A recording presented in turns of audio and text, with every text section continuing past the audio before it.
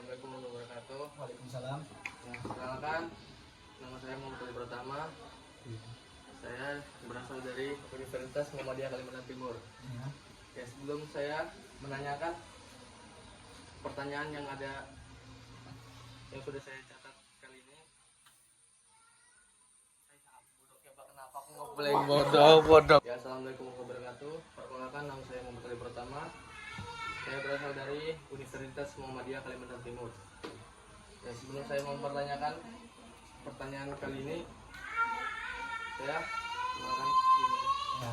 Saya Farhan dari guru dari Madrasah Darussalam Boarding School.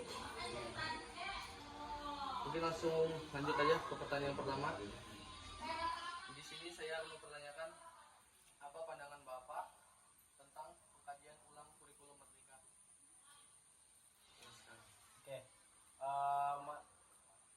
Menurut saya pandangan tentang pengkajian ulang kurikulum Merdeka adalah itu bersifat baik bagi kita pengajar, pendidik maupun tenaga yang berkutat di dunia pendidikan. Karena apa? Yang pertama itu akan menaikkan tingkat kompetensi kita sebagai guru. Kemudian itu bisa juga menjadikan suatu hal yang positif bagi siswa, karena dalam poin itu ada beberapa hal yang membuat peserta didik menjadi lebih aktif. Apakah Bapak merasa kurikulum ini memberikan kefleksibilitas dalam pengajaran?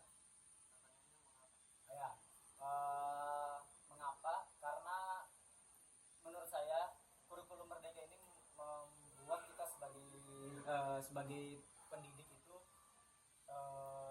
fleksibel, karena kita bisa bergerak sesuai dengan apa yang kita mampu atau passion yang kita punya. Kemudian di dalam kurikulum Merdeka Belajar ini juga kita bisa membuat seorang atau pendidik itu menjadi contoh bagi teman-teman. Lanjut, bagaimana kesiapan sekolah atau guru dalam menerapkan kurikulum Merdeka?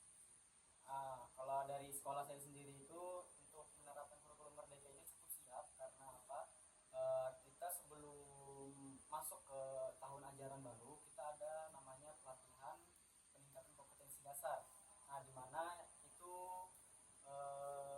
ada hal-hal yang mampu kita lebih dulu eksplorasi agar pada saat melakukan pengajaran kita bisa lebih baik dan lebih siap pada saat memasuki tahun ajaran baru.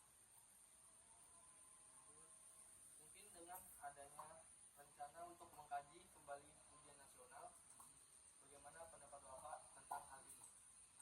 Kemudian ada kajian dari untuk ujian nasional ya. Menurut saya ujian nasional ini merupakan suatu kompetensi bagi murid, yang dimana itu kita diminta untuk mengetahui tingkat keberhasilan seorang siswa pada saat melakukan pelajaran. Nah, menurut saya itu semoga saja untuk di tahun depan itu ada kembali ujian nasional, karena di kurikulum ini kita tidak ada ujian nasional. Nah, jadi menurut saya itu semoga kedepannya ada lagi ujian nasional.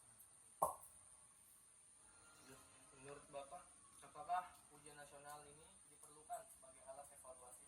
Nah, menurut saya itu sangat perlu. Karena apa? Itu tadi yang Pertanyaannya, apa alternatif evaluasi yang menurut Bapak lebih efektif?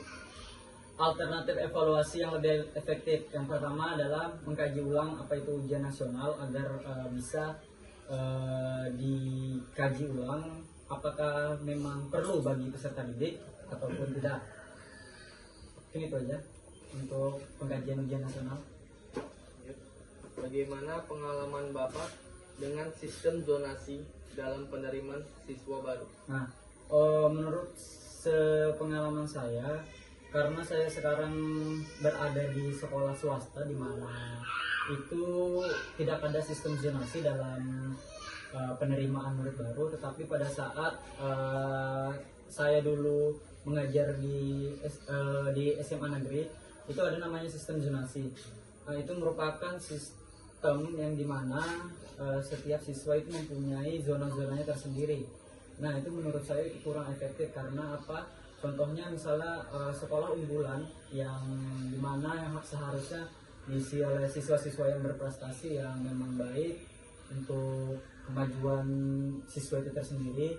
Nah, itu membuat kompetensi di murid itu kurang. Jadi untuk sistem zonasi yang dimana setiap siswa sudah memiliki zonasinya masing-masing, yang hanya bisa bersekolah di sini dan di sini. Nah, itu menurut saya kurang efektif bagi seorang siswa yang mempunyai prestasi yang cukup baik. Ini untuk pertanyaan terakhir, apakah sistem baru ini memberikan keadilan dalam akses pendidikan bagi semua siswa? Untuk sistem baru yang merasakan bukan hanya siswa tetapi guru. Nah, di situ pertanyaannya apakah adil bagi seluruh siswa? Nah, menurut saya apapun sistem yang diberikan oleh kementerian, pemerintah maupun sekolah itu merupakan sistem yang di mana sistem yang mengedepankan siswa dan siswinya. Berarti adil-adil saja menurut saya, apalagi yang tadi sistem zonasi, kemudian sistem ujian nasional. Nah, itu mungkin karena sudah dikaji oleh pemerintah, oleh sekolah maupun oleh guru-gurunya, itu menurut saya sudah cukup adil dan rata bagi siswa. Mungkin itu saja yang bisa mungkin itu saja pertanyaan dari saya. Selebihnya maaf. Oke. Assalamualaikum warahmatullahi wabarakatuh. Wah.